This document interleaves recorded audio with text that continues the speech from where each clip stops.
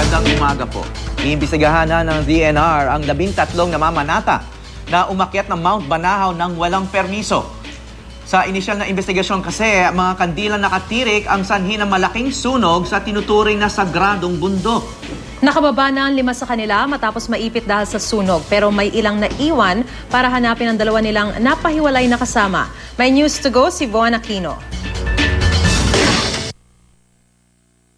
Madilim na makababa mula sa Mount Banahaw ang 5 sa 13 namamanata na na-stranded dahil sa forest fire. Sila ay mga miyembro ng grupong Hiwaga ng Bundok Banahaw Incorporated na linggo pa umakyat ng bundok para mamanata.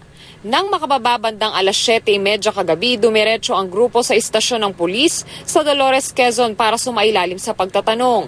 Nagpaiwan naman sa bundok ang 6 na iba pa nilang kasamahan para hanapin ang 2 nahiwalay sa kanilang grupo.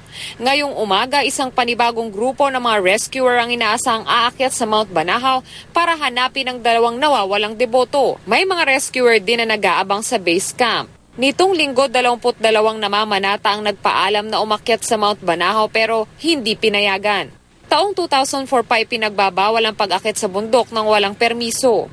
Pero hindi raw sumunod ang 13 kaya iimbestigahan sila ng Department of Environment and Natural Resources o DENR. Lalo't sa inisyal na investigasyon, posibleng nagsimula ang apoy sa mga kandilang itinirik ng mga namanata. Bandang alas 5:30 kahapon, usok na lang at wala ng apoy na makikita sa tuktok ng Banahaw.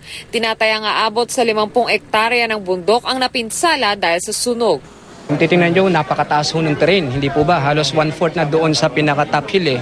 Talaga pong mahihirapan po tayo talaga. Ito'y gagawin natin ng mano-mano. In history, sa amin po sa statistika, talaga pong wala namang sunog na gaganap sa Mount Banahaw. That is why pinag-aaralan namin, based on our understanding, ang lupa po sa Banahaw ay moist, kagaya po ng sa Makiling. Kaya ang tendency talaga dyan ay hindi pa pwedeng attributed ito sa radiation transfer of heat coming from the sun. Unang-una nangyari yan ay gabi. Von Aquino, GMA News.